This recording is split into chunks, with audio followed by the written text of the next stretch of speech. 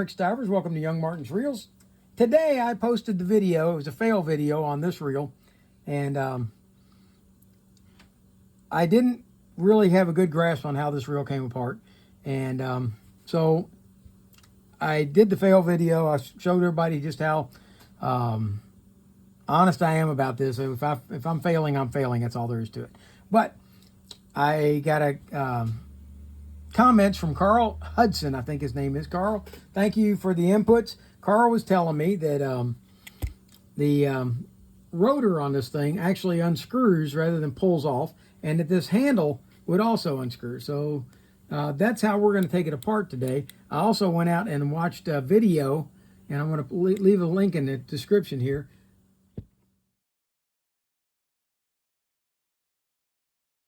I also went out and watched a video by a guy on a YouTube channel called the Vintage Fisherman. And let me tell you what, folks, I like his videos. He's been putting out videos for a while now. He's got about 90 videos, but he's only got a few number of subscribers, and I really like this channel, so I'm going to give him a plug here, the Vintage Fisherman. And he did this reel. If you want to see a complete teardown on this reel, it takes an hour and a half for him to do it, but it's really good. He does his exploratory servicing, everything all in one, and he didn't make the mistakes that I made. So I'm definitely giving him a plug on my channel. He needs more viewership because he's doing a great job making some great videos. So it's called the Vintage Fisherman, and if you look up this reel on the Vintage Fisherman, you'll find this reel, and he does a nice job with it. Anyway, let's go ahead and knock this out real quick. Okay, we're going to start off. The quick release spool on this one does not work. It is jammed up inside there. I don't know what's inside there, whether it's old sand or dirt or rust or whatever it is. You cannot do a quick release on the spool. We're going to go ahead and unscrew the drag knob, lift that off, and we'll lift the entire spool, everything except the hub, out of there. All right, the next thing we're going to do is we're going to remove this handle by turning backwards. If it doesn't want to turn, give it a little more force, guys. It's screwed down inside the main gear in here. So give it some force. There we go. And it will unscrew, just like that. All right. And I think I told Carl Hudson that it wouldn't come off like that because I didn't put enough force on it. So, Carl, sorry, buddy. I'm giving you creds on that, buddy. Appreciate it. Okay. Now we're going to take off the side cover.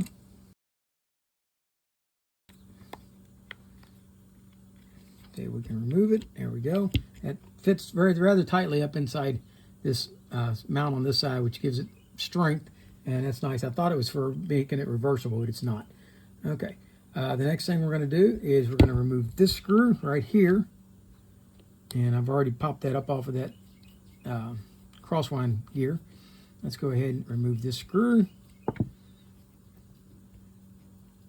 Take that out, and now we're going to pull the axle shaft out like that. And then I'm going to reach in here and take out the crosswind block and the crosswind gear like that. And don't lose that little brass collar that's on it, or steel collar, that keeps it from wearing out. All right, I'll set that over to the side. Now, with that done, we should be able to take this gear out of this side, I believe. There we go, like that.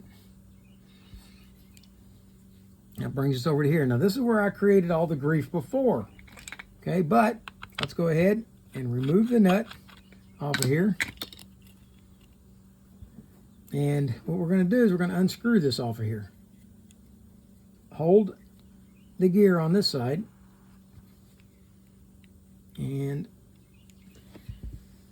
if you have to grab it with something, I always had in the past used Scotch-Brite for this, and turns out Scotch-Brite didn't do nearly as good a job of holding and not damaging things as I wanted it to.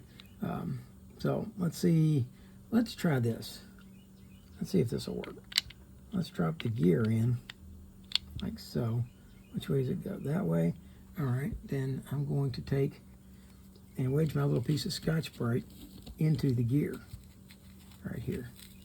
See if we can get that to hold it. There we go. Okay, that's holding the gear. Okay, now We've got 3 screws under here to remove.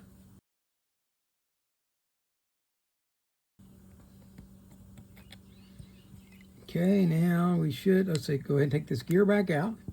And now this should pull out, and it does. Okay.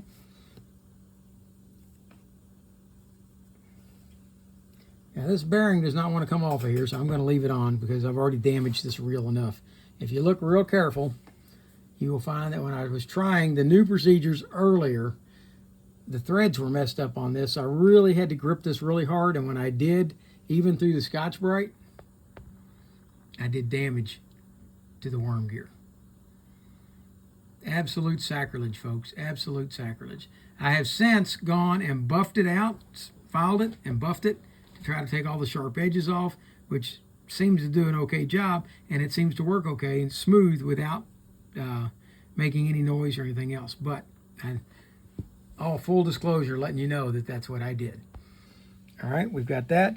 Also, this bearing had locked back up from the old grease in it, so I took it and sprayed it down to go with WD-40, got it freed up, and then blew it out multiple times with my air compressor. Kept adding WD-40 until it would spin nice and free again. We're going to go ahead, put some oil in there.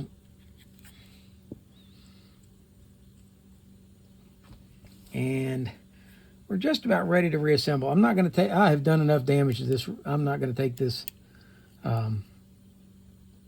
apart. If you want to see how to take this apart and put it back together, I recommend you go take a quick trip over to the Vintage Fisherman's channel. And hey guys, subscribe. He needs all the subscribers he can get. That's how the word gets out on these fishing reel channels, is you guys put the word out. When you subscribe, other people will then subscribe and they'll hear about it. And before long, everybody starts finding us. So that's how we're going to do it. So I'm going to recommend you go over and subscribe to his channel. All right, here we go. We're going to put this back in now. I've already oiled the bearing. Let's put some oil on this mating surface right here, the bearing rides or the bushing. Slide that in. That's good. We're going to put this cover back on. It sits here and goes right there. And now I'm going to put these 3 screws back in.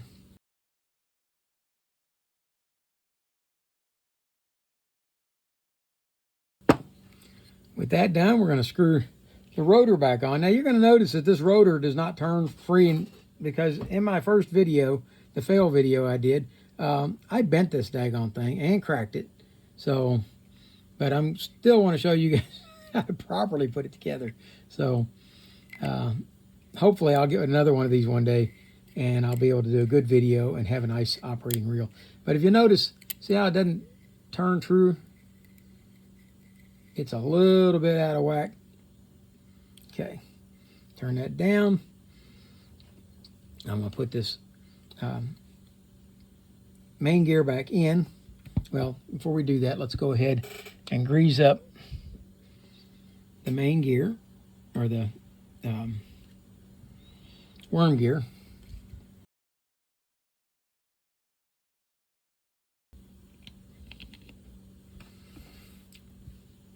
With that done,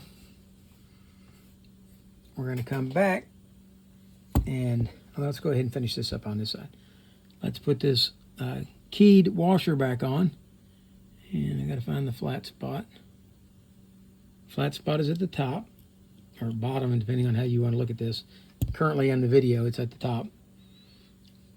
Okay, then we're going to put the nut back on, get it started.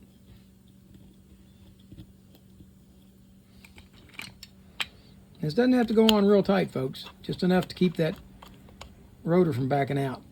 Okay.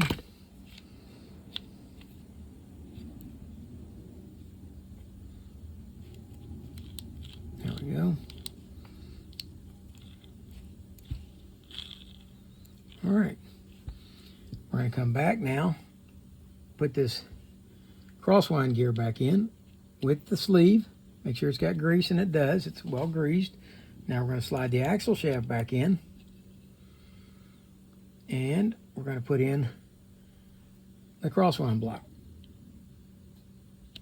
You got to get that lined up with the hole in the back, line the hole in the axle shaft with the hole here, and let's put our screw in.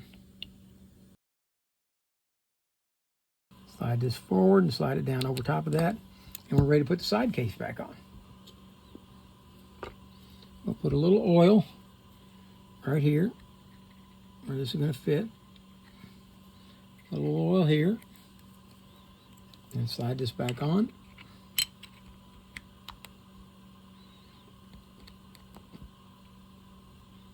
And let's install our 2 screws. There we go. Good. At that point, we're ready to put the handle back on. Slide it in. There's nothing to remove on that side to put that in. It certainly looks reversible, folks.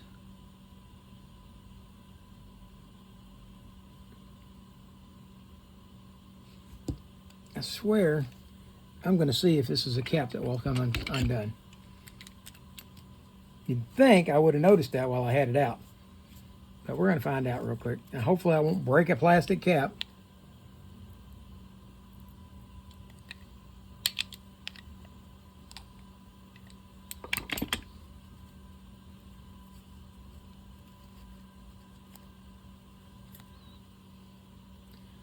Well, it didn't come off.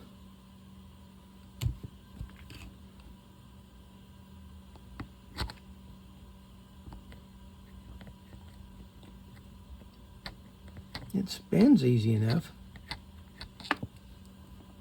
once you get it turning. All right, you got my curiosity up. I'm going to have to take the side cover off to find out. See if that'll pop out.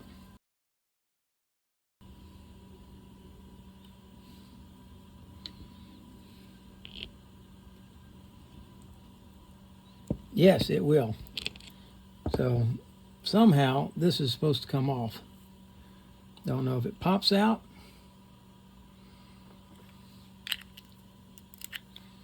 or how it comes off.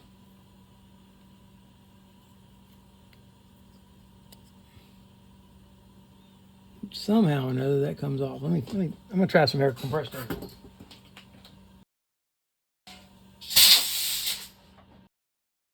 And there you have it with a little bit of compressed air pushed on this side. It just popped it right off. So that is reversible. You can set this one on this side and screw your handle in from this side. So it is a fully reversible. How about that? All right, let me go ahead and snap that back on. Okay. And let's get this back going on this side. And get our screws back in.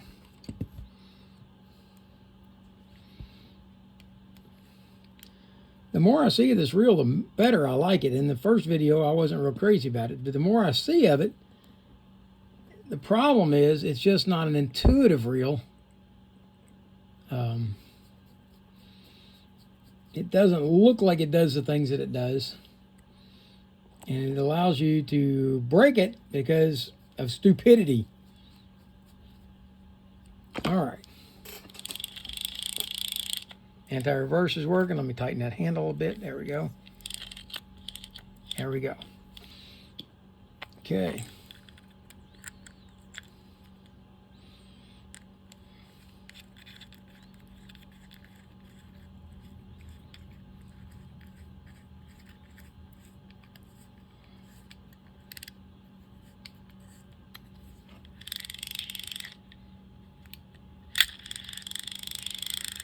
All right, there it is. And it still functions. It's a very functional reel. I have done it some serious harm that I'm not real proud of.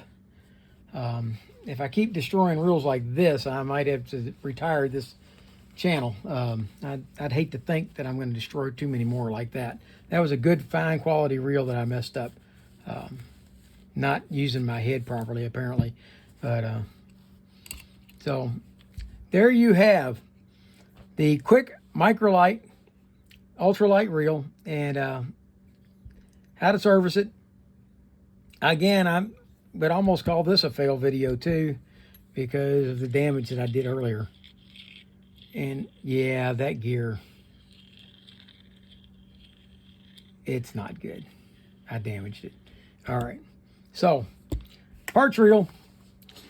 Fortunately, I only paid $8 for it. Unfortunately, I took a very fine quality piece of equipment and basically destroyed it, and I'm not real proud of that. So,